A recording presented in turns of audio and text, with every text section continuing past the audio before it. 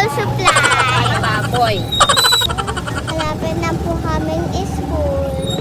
At kailangan namin bumili. Kami sa tulay.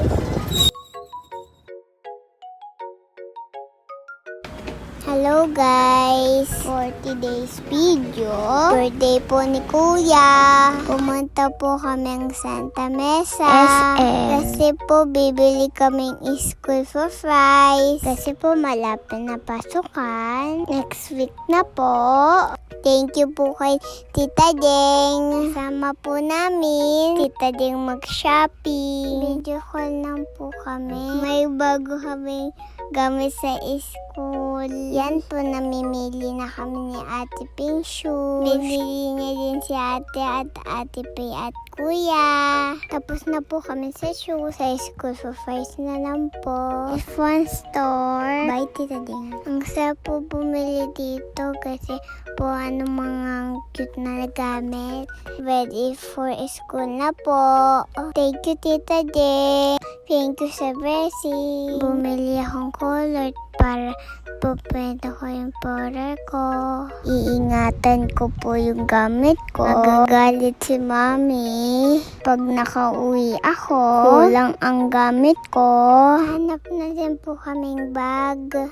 Pinili ko po yung Barbie na bag kasi ang cute niya po. Pinili po ni Ate Pay yung bag na Elsa. Yan po, magbabayad na po kami. Kakapagod po mamili. Pero sulit po sa blessing. Sana po marami po kaming blessing. Sana po malaging healthy. Tita Ding po namin. Love po Tita Ding. Ito po nahihintay ko. Hi na po kami! Kasi po kami naglalan. Dito kami sa KFC.